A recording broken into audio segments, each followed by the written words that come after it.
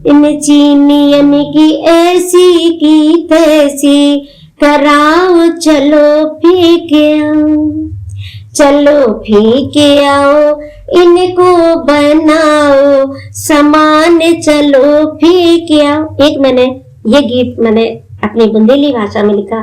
और कोरोना काल में, कोरोना चूंकि एक बहुत ही महामारी ऐसी थी, उस पर लिखना बहुत जरूरी था कि कुछ लोग जब नियम का पालन नहीं करते हैं तो एक पत्नी की पीड़ा क्या होती है, उसको इस गीत में डाला। देखिए, सिया फैलो है कोरोना, मोरी बात मानो ना, इत उत घूमो ना। सिया फैलो है कोरोना, मेरी बात मानो ना, इत उत घूमो ना। नमस्कार, बंजारा बीट्स में आपका स्वागत है। मैं हूं ज्योति प्रकाश खरे। आज हम आपको मिला रहे हैं एक ऐसी शख्सियत से जो कई प्रतिभाओं की धनी है। उन्होंने कभी सम्मेलन भी शेयर किए हैं, लोक गायिका भी रही हैं और बहुत सारा उनका ट्रैक रिकॉर्ड है। चलिए आज उनसे पूछते हैं कि आखिर उन्होंने अब तक किया क्या है। नमस्कार संध्या जी। नमस्ते संध्या जी, जैसा कि हमने अभी बोला, तो आप हमें शुरू से बताएं आपने अब तक क्या किया है। कब से आपकी ये संगीत में यात्रा शुरू हुई है?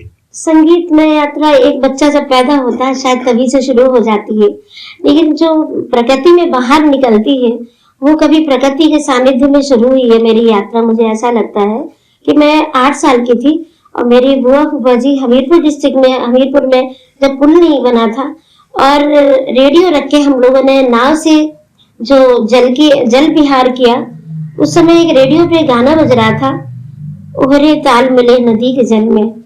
उसने मेरे हार्ट को स्पंदित किया और वहीं से मुझे संगीत का समझ आने लगा कि ये गाना अच्छा लग रहा है या नहीं।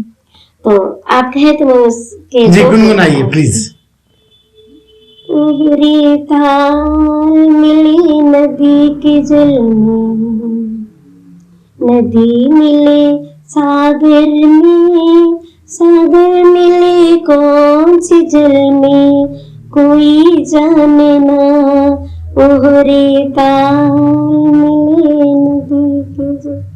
संध्या जी, आपके परिवार में मायके की तरफ क्या संगीत में कुछ लोगों का रुझान था? हाँ, मेरे मायके में हम लोग जब इंटर में पढ़ते थे तो पहली बात तो हम लोगों को, चाहे मैं साइंस से पढ़ती हूँ, चाहे जो भी बच्चा साइंस से भी पढ़ा, हमें रामायण का पाठ शाम को 7 बजे सुनाना ही पड़ता था अपने बुजुर्गों को। तो हमारे सभी परिवार के लोग बैठ के इकट्ठा सुनते थे उस चीज को। तो हम लोग रामायण का पाठ करते थे, उसके बाद ही अपने रूम में जाके पढ़ाई करते थे। तो जो विज्ञान के होते हुए भी छात्र हम लोगों ने रामायण से अपने किया।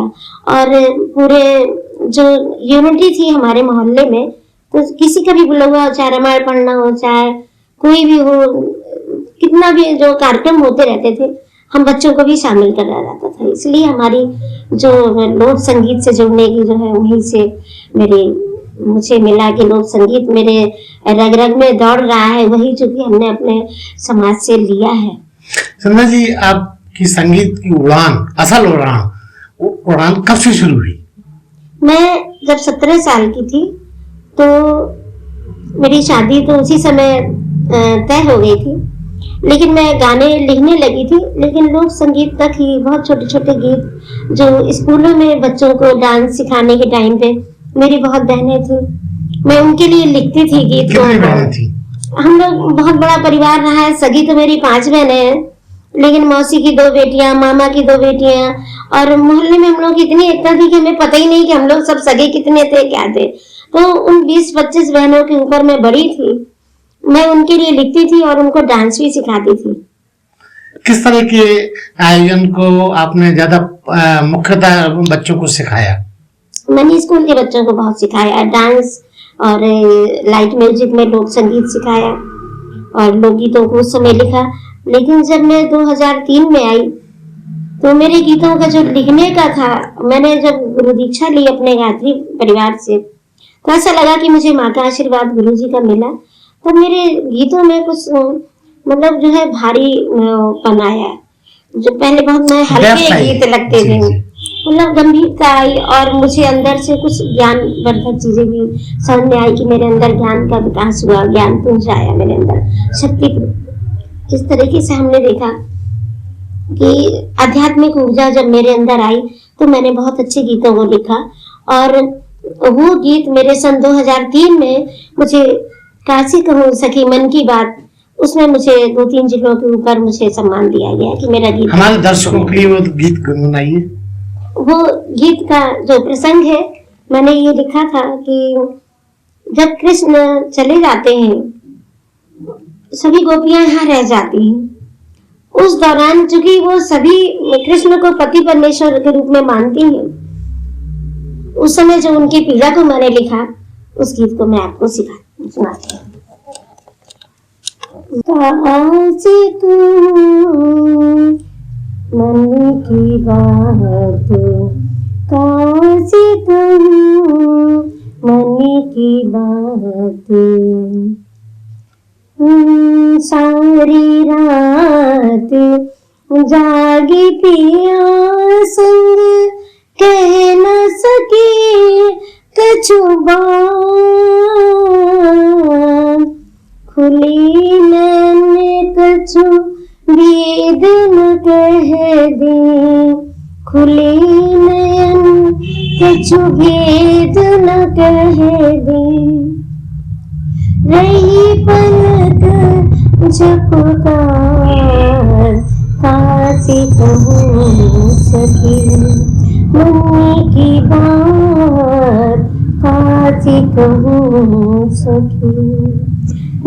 जाने जा रे कार बदरवा, काहे मोहे तू डरवा, प्रियतम नगरी बरसों में, हाँ प्रियतम नगरी बरसों में, हाँ ले मेरे सोन की सौगात, काशी कहूँ सखी, काशी कहूँ। ये उसके कुछ बहुत अच्छा सुनाया आपने। संजय जी, आप मंच पे भी गाती रही है, मंच शेयर किए, कहाँ कहाँ आपने अपने प्रोग्राम दिए मंच के थ्रू? मंच में मगहा से शुरू हुआ, हमीरपुर में दिया, दतिया में दिया और बुंदेलखंड में इधर मौरानीपुर गए, यहाँ पर बुंदेली का देने गए थे, जो श्री जी का जो कार्यक्रम होता है इसमें भी देते हैं,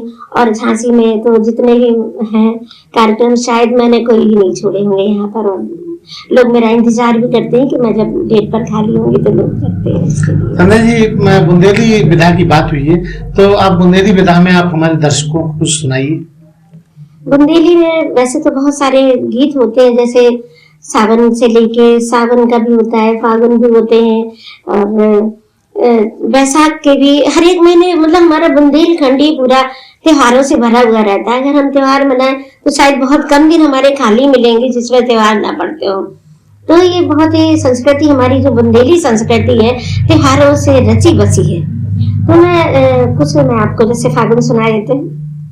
फागुन में एक विधा है कि जो हमारे 12 महीने के कुछ चौमासे होते हैं कि 4 महीनों का वर्णन होता है, कुछ 12 महीने को भी वर्णन होते हैं, उनको जो ऋतु वर्णन के जो होते हैं, बरसात के भी होते हैं, फाग भी होती है, और इस समय फाग का महीना भी चला है ये, तो फाग में तो मैं आपको पहला गाना जो मेरा गोरखपुर दूरदर्शन से रिलीज हुआ था, और बहुत से लोग नहीं जानते हो कि इस गीत को मैंने लिखा है, तो ये सन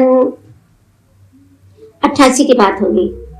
तो ये मेरा गीत गोरखपुर से रिकॉर्डेड है और उसको मैंने होली गीत में मैंने लिखा था। मैं आपको वो सुनाती हूँ। नहीं आए शाम खेलने होरी, नहीं आए शाम खेलने होरी, पहली होरी अयोध्या में खेली, पहली होरी अयोध्या में खेली, रामा लखन के क्या जोड़ी, नहीं आए शाम खेलने होरी, दूसरी होली वृंदावन में खेली, दूसरी होली वृंदावन में खेली, गोपी ने ग्वालन की क्या जोड़ी, नहीं आए श्याम खेलन होरी। ये होरी के कुछ अंश हैं इसमें। रमेश जी, इसके अलावा आप जिससे आप की उड़ान में विस्तार आया, वो आप कुछ रचनाएं हमारे दर्शकों के साथ शेयर कीजिए। जी, अभी मैंने बहुत पिछले 2 साल पहले बहुत सारे बच्चों ने, यंग पीढ़ी में बता रही, युवा वर्ग में जो आत्महत्या करने का बहुत ज्यादा हुआ था, उस समय मैंने कुछ रचनाएं ऐसी लिखी जो मेरे गुजरात पटल पर है मेरे, मुझे वहां से उसमें सम्मान भी मिला। और कुछ बाल मजदूरों पर मैंने लिखी जो मुझे बराबर सम्मान वहां से मुझे मिल रहे हैं। कि बाल मजदूरों के खिलाफ मैं बहुत उस चीज की प्रथा का विरोध करती हूँ जो लोग छोटे छोटे बच्चों को काम पर लगा लेते हैं, बाल मजदूरी का मैं विरोध करती हूँ। उस पर मैंने लिखा हुआ था और मुझे वहां से सम्मान भी मिला, गुजरात से, कर्नाटक से। तो मुझे बहुत सारी मैंने रचनाएं ऐसी लिखी कि अरे देशी वालों ये क्या कर रहे हो, बच्चों का बचपन छीने जा रहे हो, अरे देश वालों, तब मैंने ये लिखी थी। और जब बच्चों, जो बहुत से लोगों ने आत्महत्याएं करी, तब मैंने लिखा था कि बाज तो जाबाज हुआ करते हैं जो कि तूफान में भी उड़ा करते हैं, बाज तो जाबाज हुआ करते हैं जो तूफान में भी उड़ा करते हैं। इस तरीके की मैंने रचनाएं पेश की जिससे मेरा सम्मान एकदम से समाज में बढ़ा मुझे, और बहुत लोगों ने पसंद किया मेरी रचनाओं को। और कोरोना काल में आप देख रहे होंगे कि गांव की हमको अहमियत समझ में आई कि लोग अपनी जड़ों से उखड़ जाते हैं, अपनी जड़ों को जो है भूल गए थे और जाके फ्लैट संस्कृति में जाके बसे, पैसा कमाने के चक्कर में ये लोग, और अपने बहुत से लोगों ने तो गांव गली ही छोड़ दिया, गांव के लोगों से नमस्ते करने छोड़ दिया।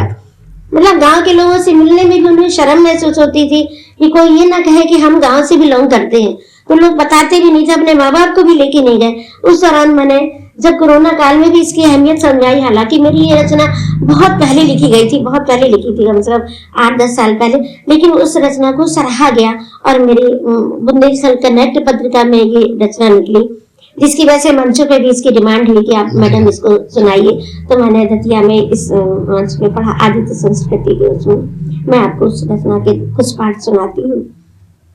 जो हमने खोया है, नई संस्कृति को पाकर हमने कुछ जो पुरानी चीज को खोया है, उसको मैंने अपने इस गीत में समोया है। हाँ, तो मैं माटी के गांव की ओर ले चलती हूँ आपको। माटी के गांव ने मुझको फिर पुकारा, ममता की आंख से किया है इशारा, माटी के गांव ने मुझको फिर पुकारा, ममता की आंख से किया है इशारा, खो गया है जिंदगी का जो सुकून पल, खो गया है जिंदगी का जो सुकून पल, बीत गया वो सुनहरे बिताए हुए पल, सूरज की ओर से हुआ है किनारा, माटी के गांव ने मुझको फिर पुकारा। सूरज की ओर से किनारा कैसे कर लिया? लोग वहां देर रात तक दौड़ते हैं, रात में 12 बजे के बाद ही शायद सब लोग सोते हैं, और किसी ने, मुझे नहीं लगता कि मैं किसी के घर में भी घूमती रहती हूँ, शहरों में भी रहती हूँ, मैंने नहीं देखा कि कोई नई पीढ़ी सुबह जागती है और सूर्य का दर्शन करती हूँ, जो हमारे स्वस्थ जीवन का आधार है, हमारे ऊर्जा केंद्र है सूर्य। इसी तरीके से मैं आपके इस बंजारा बीट्स के माध्यम से नई पीढ़ी को, और खास तौर से उन महिलाओं को जिन्होंने चक्की पीसना बिल्कुल बंद कर दिया, आज तरह तरह के रोगों से, और इवन यहाँ तक कि जो बच्चे उनके ऑपरेशन से इसीलिए हो रहे हैं। ठीक है, बिल्कुल मतलब बिल्कुल श्रम करना बंद कर दिया, श्रम करना बंद कर दिया, और चक्की पीसना जब बंद कर देते, जहां से हमारा संगीत भी पैदा हुआ, वहां से मेरे अंतरे उठते हैं। जी सुनाइए। हाँ, कि माटी के गांव ने मुझको फिर पुकारा। मैं थोड़ा भूल गई हूँ। सरसों की खेतन में जाना सखी संग में, पगडंडी से होके आना वो घर में। खेतन के बेरन ने दिया है इशारा, माटी के गाँव ने मुझको फिर पुकारा। पिसन हारे दिखत नहीं, पीसन के गीत नहीं। पीसन का गीत फिल्म में भी लिया गया था। अब के बरस भी, एक आपने फिल्म में देखा। चक्की पीसते पीसते गीत, हमारे जो चक्किया पे गीत होते थे उनका हास हो गया। इसलिए मैं बुंदेली विधा पर बहुत जोर शोर से काम कर रही हूँ कि 1.5 करोड़ जनता जो हमारी बुंदेलखंड में रहती है उन सबको अपनी संस्कृति का आभास हो कि हम कितने उच्च संस्कृति से संबंध रखते हैं। तो देखिए कि ये हमारा चक्की पिसन हारी पिसत नहीं, पीसन के गीत नहीं। हमारे यहाँ क्या है, मोटर का शोर और धुएं का पसारा, माटी के गाँव ने मुझको फिर पुकारा। बहुत शानदार आपकी प्रस्तुति है संध्या जी। जहाँ आपने इतना सब कुछ मंच भी शेयर किए, तो कभी जो कि आप बता रही हैं कि गीत भी आप लिखती रही हैं, तो आपकी गीत अभी भी लिखती हूँ मैं। बहुत सारे तो कोई गीतों का आपने प्रकाशन किया, कोई पुस्तक के रूप में कोई संकलन आया? पुस्तक बहुत जल्दी आ जाएगी। साझा संकलन में बहुत सारे गीत निकल चुके हैं।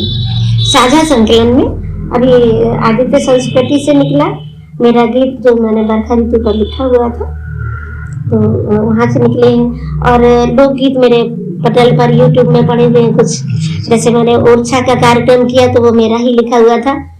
वो है राम जी पर है मेरा। वो सुनाइए सुनाइए। मोहे ओरछा धाम बड़ा प्यारा लागे, बड़ा प्यारा लागे, जहाँ बैठे सिया राम जी अयोध्या लागे। मोहे ओरछा धाम बड़ा प्यारा लागे, बड़ा प्यारा लागे, जहाँ बैठे सिया राम जी अयोध्या लागे। गंगा स्नान करने से पाप कट जाए जन्म के। ये मैंने वेत्रवती जो हमारी नदी है मैं उसको गंगा का ही देती हूँ, और ये पुराणों में ही इसका नाम वेत्रवती जो रखा गया है।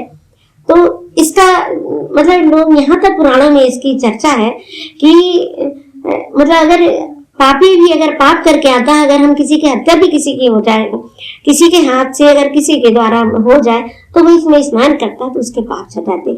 इसलिए मैंने वहाँ पुराणों से जो मैंने बात पढ़ी उसको मैंने अपनी इस लाइन में दिया। और जो भी इनकी पूरी कहानी है राम दरबार से लेके और वहाँ बगल में हरदौल विराजे, वो मेरा यूट्यूब में पड़ा हुआ, इसलिए मैं पूरा गाना नहीं दे। यूट्यूब में आप किस नाम से आपका चैनल है? अब ये मैं इस समय नाम भूल गई हूँ, उन्हीं ने जो दिया था, उनके यहाँ जो प्रोग्राम किया था मैंने उड़ीसा में। अच्छा। मैं बाद में बता दूंगी आपको। तो संध्या जी, जहाँ आपने इतना सब कुछ किया तो आपको पुरस्कारों से नवाजा गया होगा। हाँ। उसका उल्लेख कीजिए। अब मैं नाम तो मैं क्या बताऊँ, मुझे भूषण उपाधि मिली हुई है। पहले तो मुझे सन 8-10 में ही कायस्थ भूषण उपाधि मिली। इसके बाद मुझे इतनी सारी उपाधियां मिली हुई हैं कि ये सब जो रखी हैं मैं भूषण ही लिखने लगी हूँ, क्योंकि मुझे भूषण ही मिली है। और मुझे कुछ लोगों ने डॉक्टर ही की ही उपाधि दी है कि आपने समीक्षाएं की है। मैं बहुत सारी चीजों की समीक्षा भी कर चुकी हूँ। हाँ, तो इस तरीके से मुझे उपाधियों का तो 40 मुझे सम्मान मिले हैं इस कोरोना काल के दौरान के 2 साल में। सन 18 के दिसंबर से मैंने शुरू किया था, तो 19, 20 और ये 21 लगा हुआ मुझे 40 सम्मान मिले हैं इस 2-3 सालों में। इन दोनों देखा गया झांसी में सम्मानों की बौछार चल रही है।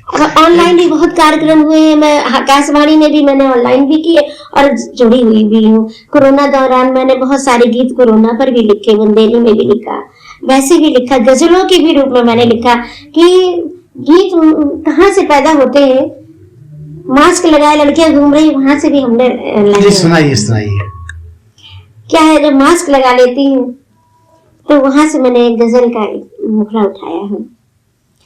हमने तो अब नजरों से हंसना सीख लिया हमने, तो नजरों से अब हंसना सीख लिया। इस तरीके से मैंने पूरी गजल लिखी हुई है। आपने कभी प्रिंट मीडिया में प्रकाशन भी हुआ आपकी रचनाओं का, चूंकि आपका साझा संकलन में हुआ है और दैनिक अलग से जागरण आपने में कभी नहीं लिखा? अभी नहीं, बस जल्दी ही निकलने वाली है मेरी बुक्स जो है, चूंकि मैटर तैयार हो चुका है, 3-4 किताबें बहुत जल्दी निकलने वाली है, लोकगीतों की, भजन की, और मेरी कुछ नज्म है, कुछ मैंने गजल लिखी है, कुछ नज्म सुनाइए हमारे दर्शकों को। नज्म जी। अच्छा, मैं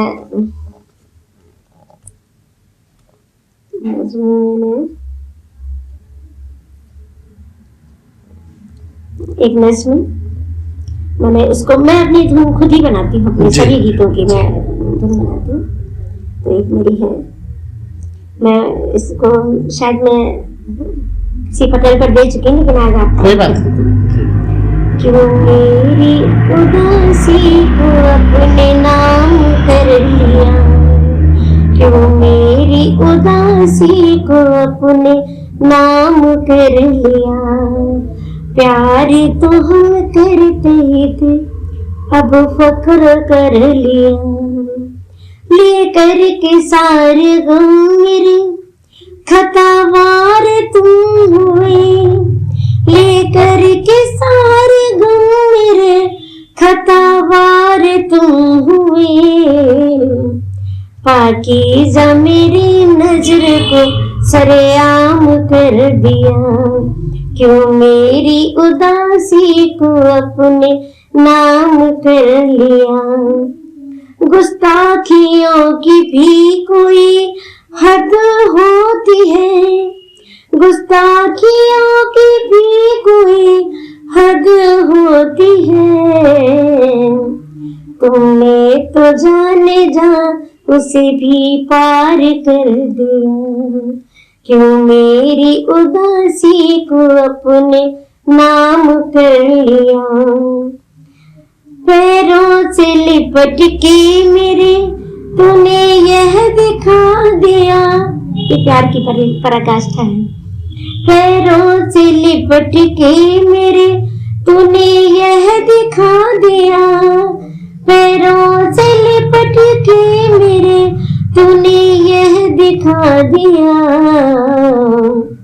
प्रेम को तो तूने बंदगी बना लिया, क्यों मेरी उदासी को अपने नाम कर लिया, आए हैं तेरे दर से एक सीख लेके हम, आए हैं तेरे दर से एक सीख लेके हम, आए हैं तेरे दर से एक सीख लेके हम, जीना उसी का समझा जो सबको खिले जिया, क्यों मेरी उदासी को अपने नाम कर।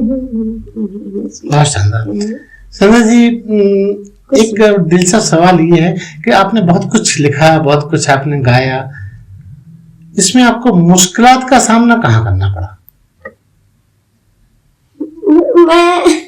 मुझे इसका नहीं समझ आता कि मुझे कोई भी चीज मुश्किल लगती है, मुझे कोई भी चीज मुश्किल नहीं समझ। क्योंकि आप हाउसवाइफ रही, आपके बच्चे भी रहे, हाँ। तो मैं अपने टाइम को चुरा लेती हूँ, जैसे कि मुझे अगर कोई चीज, अपनी चीज को मैंने धुन बनाई, तो मैं जब बच्चे या सब लोग उठते हैं देर से सो के, जब तक मैं 5 से 7 में अपना काम कर चुकी होती हूँ, और दिन का रूटीन वही रहता है जो सभी का रहता है, और रात में भी मैं 11 से 12 या 10 से 12 जब सब लोग सो जाते हैं घर में, तो मैं 11 से 12 अपने कमरे में बैठ के कुछ लिखा पढ़ी करती हूँ। टीवी नहीं देखती है? टीवी तो मुझे नहीं लगता कि मैंने 25 साल से देखा होगा। मेरे बच्चे थे जब छोटे, तो मैं किचन में ही उनको पढ़ाती थी बैठा के, और टीवी का मेरे हिस्से में नहीं आया कभी, क्योंकि मेरे बहुत बड़ी फैमिली थी, ससुराल भी मायके भी, तो मैं केवल कर्तव्यों में लगी रहती थी। और टीवी मुझे आज लगता है टीवी वालों को मेरे उसकी जरूरत पड़ गई है, मुझे टीवी की जरूरत नहीं पड़ी है। मैंने, क्योंकि लोग जीवन में जिया है। मैं जितनी देर टीवी देखती हूँ उतनी देर में लोगों से मिलना पसंद करती हूँ। गरीबों के बीच बैठती हूँ, पहाड़ों पे चली जाती हूँ, सारे मंदिरों में बैठती हूँ, जिनका कोई अपना नहीं होता, जो बहुत गरीब है, जिनके पास विचार भी नहीं है, पैसा भी नहीं, मैं उन सबके बीच में जीती हूँ। इसलिए मुझे अपने विचारों को लाने में कोई परेशानी नहीं होती, मैं सबके लिए जीती हूँ। संध्या जी, एक बड़ा दिलचस्प सवाल आपसे करना है। आपके म्यूजिकल यात्रा के अलावा और हिडन शौक क्या है? मैं हर तरह का जीवन मैंने अपने, जैसे मतलब शादी तो मेरी बहुत जल्दी हो गई थी, 18 साल में ही हो गई थी। तो मैं उस समय केवल मैंने 10 साल अपने आप को केवल अपने, जो मेरी नंदो वगैरह की शादी थी तो एक देवर मेरे पास बढ़ता था, मैंने इन 10 सालों को मैं इस तरीके से किया कि अपने ससुर जी का किया और परिवार को देखा और परिवार के लोगों की हेल्प की, उनकी शादी ब्याह ये सब निपटाए। फिर 10 साल मैंने अपने बच्चों की परवरिश में दिया। तो मैं केवल शिशु मंदिर और विद्या मंदिर में कभी मुख्य अतिथि बनाया जाना, कभी कुछ करना, ये 10 साल मैंने बच्चों की परवरिश के साथ मैंने इन शिशु मंदिर और विद्या मंदिर जैसी संस्थाओं से मैं इनको आज भी सलाम करती हूँ, क्योंकि इनका जो काम करने का जज्बा है, जो बच्चों में संस्कार देने का जज्बा है, इसके अलावा कोई नहीं कर सका आज तक। और हराश भी हुआ है। हमारे बच्चे दोनों आज IAS VCS हैं, दोनों बेटे मेरे, और शिशु मंदिर और विद्या मंदिर में ही पढ़े, जो आजकल की दौड़ लगी हुई है इंग्लिश मीडियम में पढ़ाने की, कॉन्वेंट संस्कृति की, मेरे बच्चे उदाहरण है, मेरा परिवार। संध्या जी, आप बहुत सारी मंचों को आपने शेयर किया है। मंचों पे बहुत सारे हमारे कवियों से हमारी बात हुई, उनका कहना है कि मंच पे देखा गया है कि कवियों के साथ चुहलबाजी बहुत होती है। क्या इस दौर का, इस तरीके का शिकार आप भी हुई कभी? नहीं, मेरे साथ नहीं कोई करता है, मेरे साथ मतलब कभी नहीं हुआ है, क्योंकि मुझे लोग सब लोग डरते हैं आपसे? हाँ, डरते तो नहीं है, क्योंकि मैं एक तो मतलब डरते तो नहीं है, लेकिन इज्जत बहुत ज्यादा करते हैं। पहली बात तो मेरा, तो जिनके साथ चहलबाजी की जाती तो उनको इज्जत नहीं दी जाती? मतलब लोग इज्जत करते हैं, कोई दीदी कहता है, कोई माँ के रूप में लेता है, कोई मेरे पैर छूता है। तो जहाँ इस तरह के रिलेशनशिप होते आते हैं, वहाँ फिर इस चीजें जगह नहीं रह जाती। वैसे मंच पे ऐसा होता है कभी? मंच पे मैंने और लोगों को देखा है, क्योंकि मैंने नहीं इस चीज को किया, क्योंकि मैं ज्यादातर साहित्यिक मंचों पर ज्यादा जाती हूँ, और शुद्ध कवि सम्मेलन जहाँ केवल मनोरंजन के नाम पर जनता को मनोरंजन परोसा जाता है, मैं वहां से थोड़ा सा बचती रही हूँ। मैं शुद्ध उस जगह पर जाती हूँ जहाँ पर हम लोगों को एक विचार देते हैं, विचारधारा, क्योंकि मैं गायत्री परिवार से जुड़ी हुई हूँ, तो मैं इनके लिए भी मैं काम करती हूँ। तो मैं समर्पित हूँ समाज की विचारधारा को बदलने के लिए। जो भी चीज गलत होती है उस गलत को साथ नहीं देती, चाहे कुछ भी। संध्या जी को गुस्सा कब आता है? मैं एक जमाने में तो बहुत गुस्सैल थी। कितनी गुस्सैल थी? इतनी गुस्सैल थी कि अगर मैं जब इंटर में पढ़ती थी, अगर कोई आर्ट साइड की लड़की, मैं तो अकेली थी, 50 लड़के थे और मैं अकेली थी, तो आर्ट साइड में करीब आर्ट साइड की वो इंटर में लड़कियां थी 20-25, अगर उनको लड़के छेड़ते थे तो वो मुझसे ही कहती थी कि संध्या मेरी इज्जत का सवाल है, मुझे ऐसा कहा, ऐसा किया। अब तुम निपटना, तो मैं बहुत पिटाई भी करती थी लड़कों की, और लड़कियों के साथ में मिलके तो मैंने लड़कों की पिटाई भी की है। तो मेरे साथ में रहते हुए भी लड़के मुझे कभी कुछ नहीं कह पाए, क्योंकि डरते रहे। इसलिए हो सकता है मुझसे लड़के उस तरीके की भाषा नहीं प्रयोग करते हैं कभी भी, ना कोई गंदी भाषा और ना कोई कभी। और मैंने अपना बना भी रखा, क्योंकि मैं पूरी यंग एज से 25 ईयर की थी, तब से मैं दूरदर्शन में मैंने जुड़ गई थी, और रेडियो में भी मैं छतरपुर आकाशवाणी से जुड़ी रही। अपने सन 2005 में मेरे कुछ दोहे मेरे कबीर जयंती पर हुए थे, वहां से रिकॉर्ड किए थे मैंने, दोहे उस समय पर मेरे थे। सुनाइए हमारे दर्शकों को जो दोहे का याद आते हैं। वो दोहे, हाँ कुछ याद है मुझे, मैंने वो दोहे लिखी थी क्योंकि कबीर जयंती पे था। तो जो हमारा कबीर दास जी ने जैसे दोहे लिखे, एक उन्होंने हमको एक मैसेज देते थे हर चीज, हर दोहे में उनके, उसी तरीके से मैंने भी ये दोहे कुछ लिखे हैं। कि हमारे यहाँ क्या है कि जैसे कि मरने पर बहुत गम किया जाता है, तो वहां से मैंने लाइन को उठाया है, क्योंकि वो अपने उनका भी यही थीम रहा है जो लिखने का था। हरे बांसी की बांसुरी होके से बज जा, हरे बांस की बांसुरी फूंके से बज जात यातन की गठरी फूके तो काहे चिल्लात रे बंदे तो काहे चिल्लात दिल ने ताप तुम पर चढ़े। 3 ताप मतलब रोटी मकान की जरूरत में आदमी परेशान रहता है। तामे तू बोराए अपनी अटकी छोड़ दे प्रियतम से मिल जा। बहुत शानदार। संध्या जी, आपका अब जो नई आपकी यात्रा चल रही है, आपके नए प्रोजेक्ट्स क्या है, क्या नया करना चाहते हैं? जैसे मैं बहुत से मेरी बेटी तैयार हुई गाने के लिए। हाँ, और तो आपके उत्तराधिकार के रूप में किसको आप? मेरी बेटी तपस्या निगम है जो अभी भोपाल में रह रही है, और मेरी उत्तराधिकारी वही होगी जो मेरी साहित्यिक यात्रा का साथ देगी। शायद मुझे ऐसा लगता है, क्योंकि परिवार में सब चाहते हैं, बेटा भी चाहता है कि मैं करती रहूं, लेकिन एज एक आदमी की शारीरिक यात्रा तो पूरी हो ही जाती है एज के बाद में। तो वो बेटी मेरी तैयार हो रही, तो वो उसका रुझान गजल में ही है, इसलिए मैंने उसके लिए गजलें लिखना शुरू की है, और मैं नया प्रयोग भी डाल रही हूँ अपनी गजलों में। एक आध गजल के कुछ टुकड़े सुनाइए। जो मैंने बहुत पहले लिखी थी वो मैं आपको अभी सुनाती हूँ। याद हमें कोई तरकीब बता दो ना, याद हमें कोई तरकीब बता दो। आशियाना ये हमारा तुम्हारा दिल ही तो है।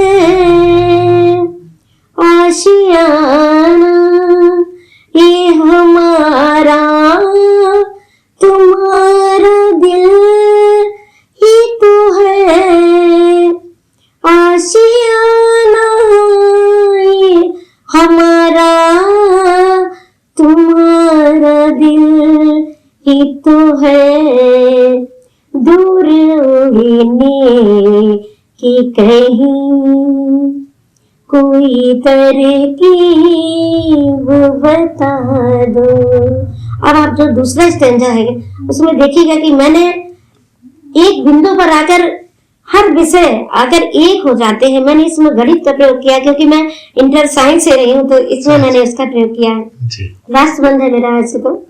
दो समांतर जो कभी नहीं मिलती, एक नायिका का जो नायक से कह रही है कि हमारा प्रेम है लेकिन हम कभी मिल नहीं सकते।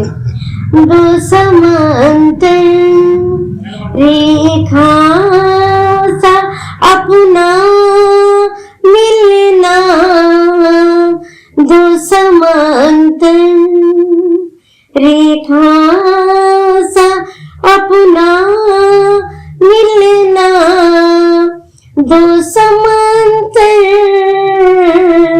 रेखा सा अपना मिलना।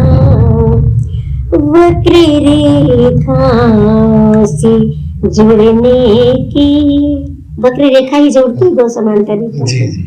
वक्र रेखा से जुड़ने की तरकीब बता दो ना, याद है। ये मैंने खुद धुन बनाई है, क्योंकि मैं पहले संगीतकार भी थी। बहुत शानदार प्रस्तुति है।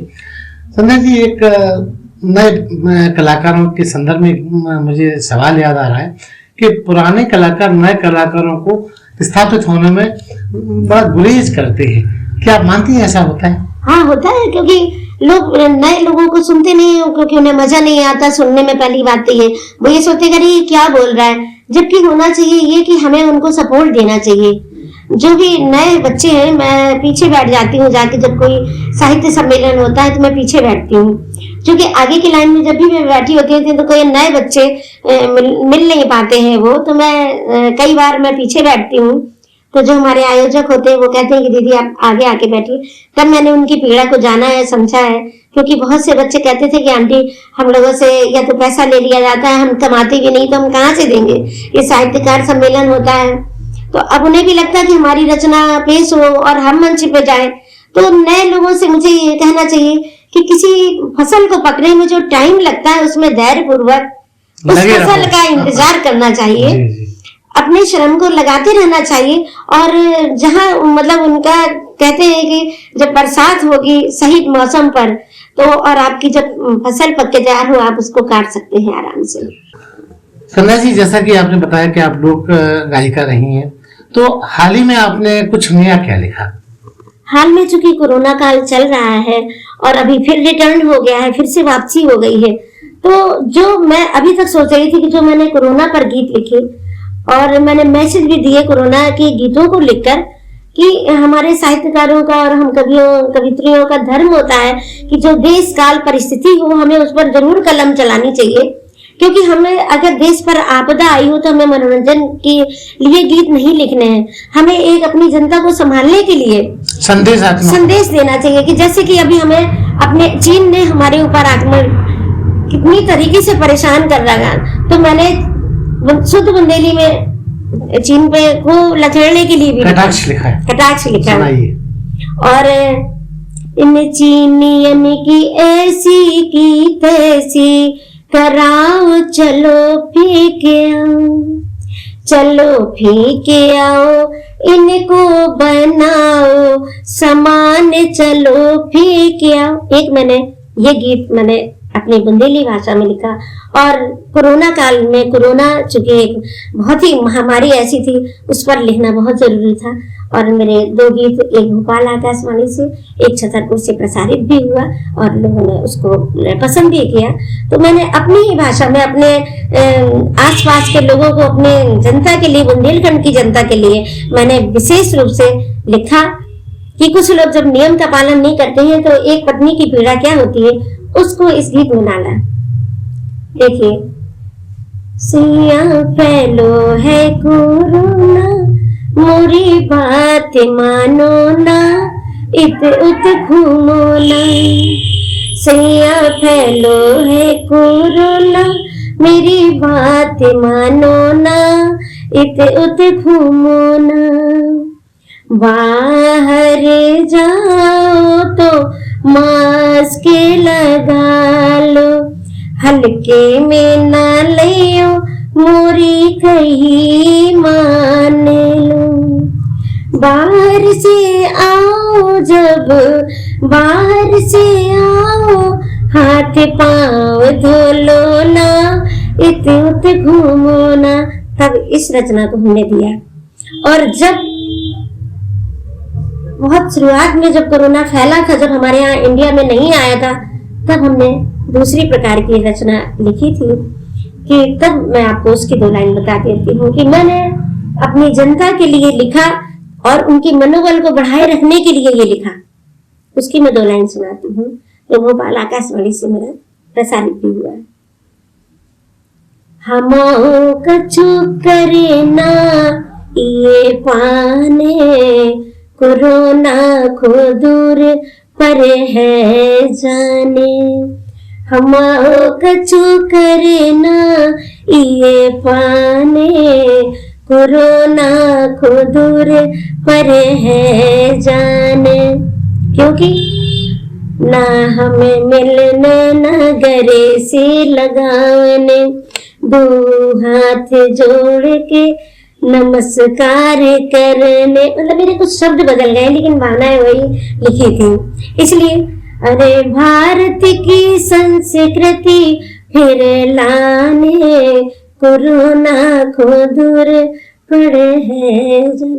ये मतलब हम लोग अपने गीतों के द्वारा लोगों के मनोबल को बढ़ाएं, ये हमारा साहित्यिक धर्म। असल में आप कवि धर्म का निर्वाह करती हैं सदा।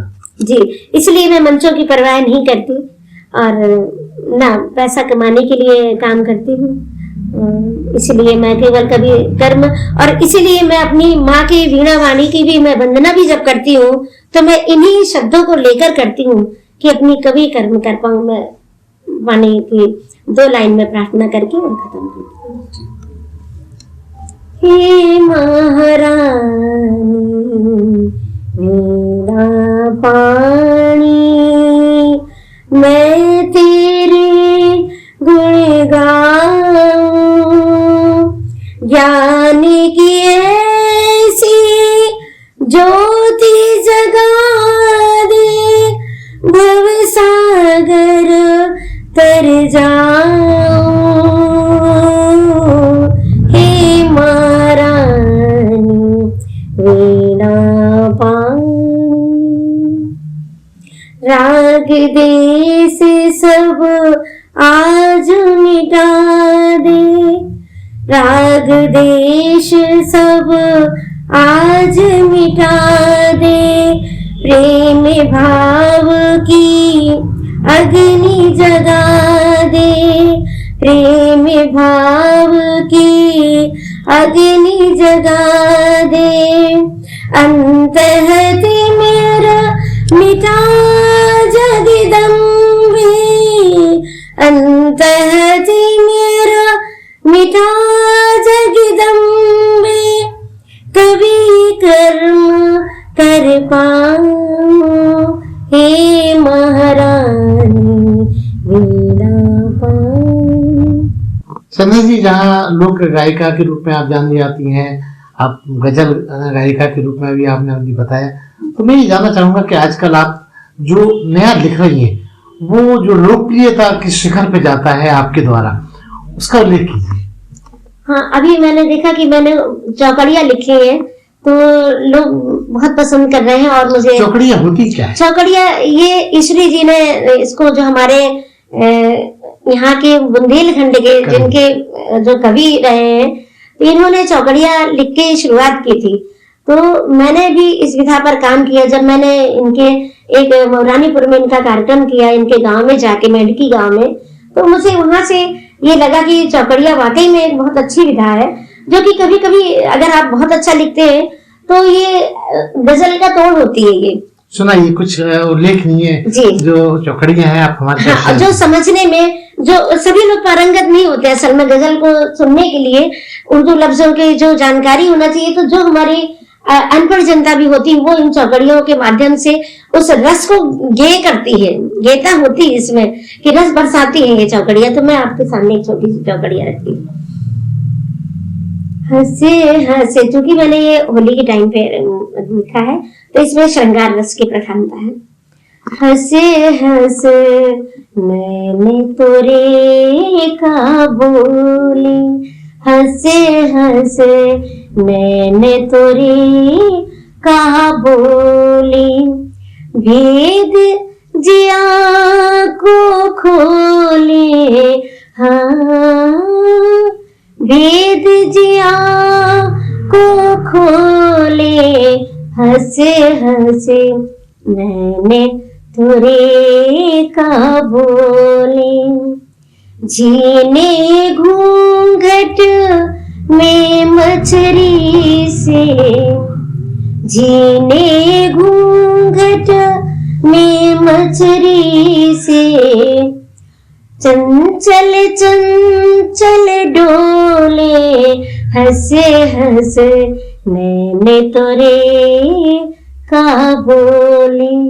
इस तरीके से इसमें 2 या 3 स्टैंडा होती हैं, ज्यादा बड़ी नहीं होती, इसलिए इसको चौकड़िया नाम दिया गया है। जी संध्या जी, लोकगीतों के बारे में जहाँ तक मेरा ज्ञान है, आमतौर पर 2 अर्थी बातों का संचार उसमें दिखता है।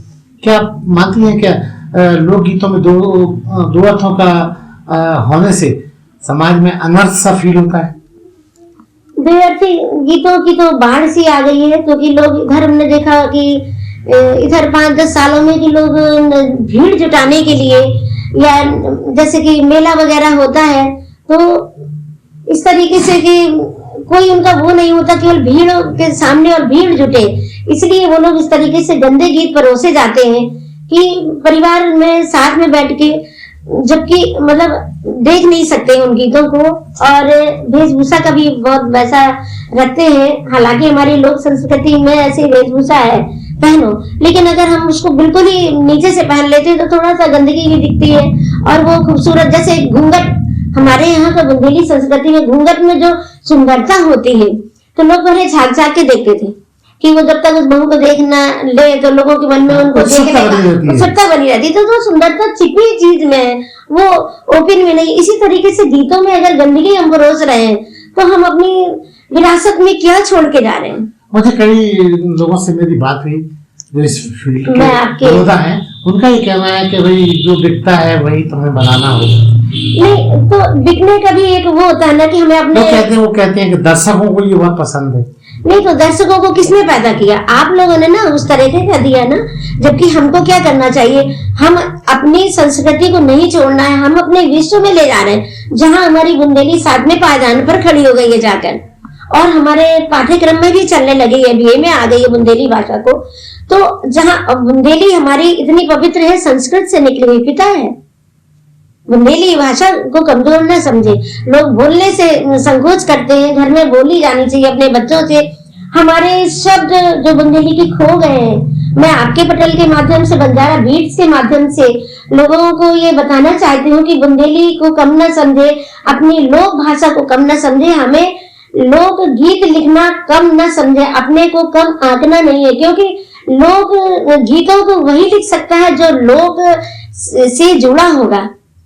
तो ये बहुत कठिन है, अगर आप लोक से नहीं जुड़े हैं तो उस गीत को आप लिख नहीं सकते अच्छे से, तो ये कठिन हो जाता है। लेकिन सस्ते गीत ना परोसे जाएं, क्योंकि हमारी एक संस्कृति है जो कि बहुत ही शानदार संस्कृति है। बुंदेलों के लिए लोग सोचते हैं कि यहाँ वीरता है, तो हम वहां पर हमारी गंदगी के लिए कहाँ जाना जाता है हमारी संस्कृति को। तो मैं अपने सभी बच्चों से, बहनों भाइयों से कहना चाहूंगी कि ना तो वो लिखे इस तरह के गीत और ना ही बोले और ना ही मतलब परोसे।